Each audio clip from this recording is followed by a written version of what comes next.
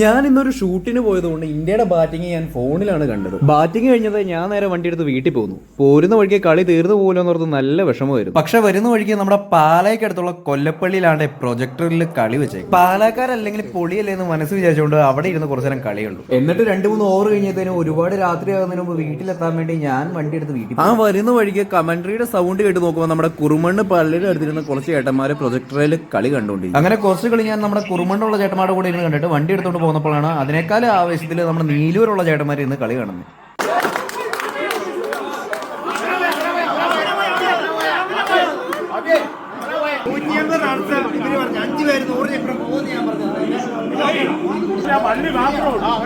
അവരുടെ കളിയോടുള്ള ആവേശമൊക്കെ കണ്ട് എൻജോയ് ചെയ്തിട്ട് ഞാൻ വരുന്ന വഴിക്ക് എന്താണ്ട് നമ്മുടെ മുറ്റത്ത് നമ്മുടെ ടാക്സി സ്റ്റാൻഡിൽ പിന്നെയും പ്രൊജക്ടറിൽ കളി കണ്ടുകൊണ്ടിരിക്കുന്നു കുറേ ചേട്ടന്മാർ. ഞാനങ്ങനെ വലിയ ക്രിക്കറ്റ് ഭ്രാന്തനൊന്നും അല്ലായിരുന്നു കേട്ടോ. ഞാനങ്ങനെ ക്രിക്കറ്റ് അധികം കാണാറുമില്ലായിരുന്നു.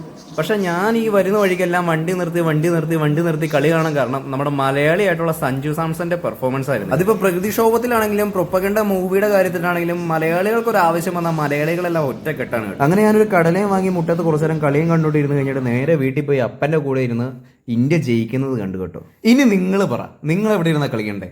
ഞാൻ കണ്ട കാഴ്ചകൾ ജസ്റ്റ് നിങ്ങളെ ഒന്ന് കാണിച്ചു എന്നേ ഉള്ളു കേട്ടോ. അപ്പോൾ വീണ്ടും വരിക. Okay, by.